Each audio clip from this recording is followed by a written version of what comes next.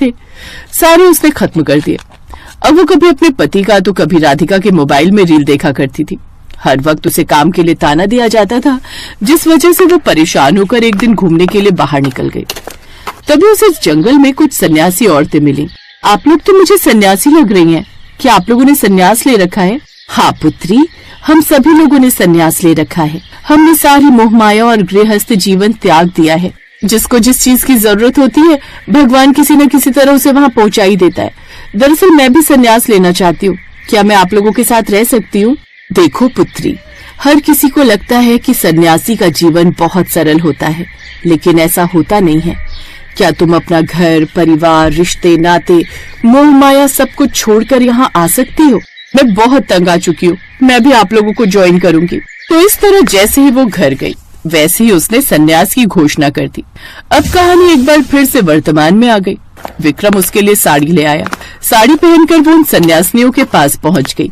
क्या बात है पुत्री, तुमने तो पहले ही वेशभूषा बना ली।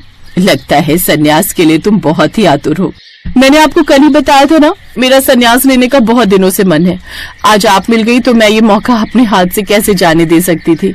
मैंने भी आज से अपना गृहस्थ जीवन त्याग दिया है। ठीक है, लेकिन कुछ दिन तुम्हारी परीक्षा चलेगी। हमें पता भी तो चले कि तुमने सच में मोह माया छोड़ दिया है या सिर्फ दिखावा ही है।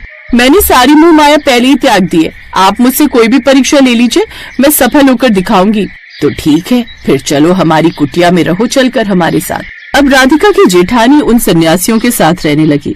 रात में सन्यासियों ने उससे कहा, चलो पुत्री, हम सब मिलकर अपने लिए भोजन बना लेते हैं। जीवित रहने के लिए खाना तो खाना ही पड़ेगा। आप लोग गांव-गांव जाकर खाना मांगकर नहीं खाते क्या? मैंने तो सुना है जितने भी सन्यासी होते हैं वो सब लोगों से भिक्षा मांगकर खाते हैं। देखो पुत्री, हम सब गृहस्थ जीवन छोड़कर आए हैं, तो अब उन्हें क्यों परेशान करना। जब हम किसी यात्रा पर निकलते हैं और कहीं भी खाना बनाने की व्यवस्था नहीं होती, तब हम लोगों से मदद मांग लेते हैं, वरना हम खुद ही बनाते हैं। अगर तुम तैयार नहीं हो तो वापस लौट जाओ। नहीं, वापस तो मैं नहीं जाऊंगी। मैं आप लोगों की मदद कर दूंगी खाना बनाने में।